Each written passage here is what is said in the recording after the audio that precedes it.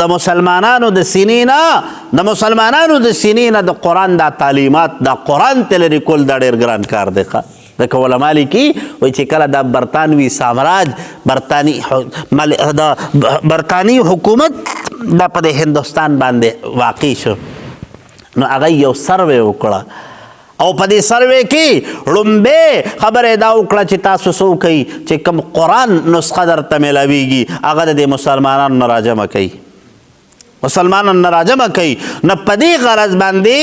یو بانه یې جوړه کړه خلقو ته یې ویې تاسو د قرآن مجید دا نسخې زړې وې راکئ وایي نوې نسخې به درله درکوو ښه نو د خلقو نه د قرآن مجید هغه نسخې زړې چې کم نه هغه یې ترې جمع کړي نن هم ګوره ډېر خلق داسې دي اکثر هغه نسخې ورکوي چې کومو نسخو کې تحریف شوی ښه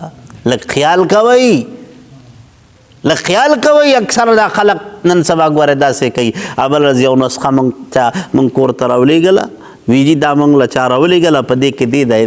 ځای کې آیتونه نشته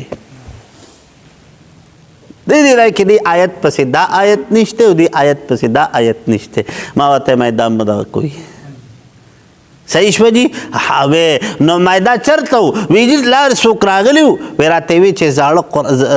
زړه نسخه د قرآن پاک راکوي نوې به پرې درکوو نو بیا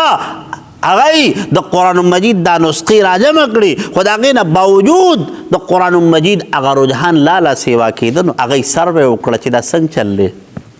نو چې سروې وکړه نو په هغه وخت کې په هندوستان کې 13 لاکھ حافظان موجود وو 13 لاکھ حافظان موجود نو هغه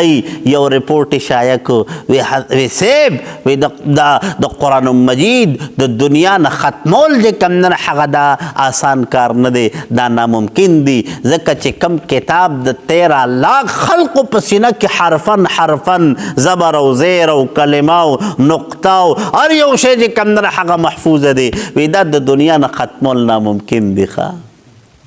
پوهیږئ نو حقیقت کې اسلام داسې یو مذهب دی مسلمانان داسې دي چې دا د قرآن او د حدیث په رڼا کې صحیح روان دي پوهیږئ تاسو ښه جي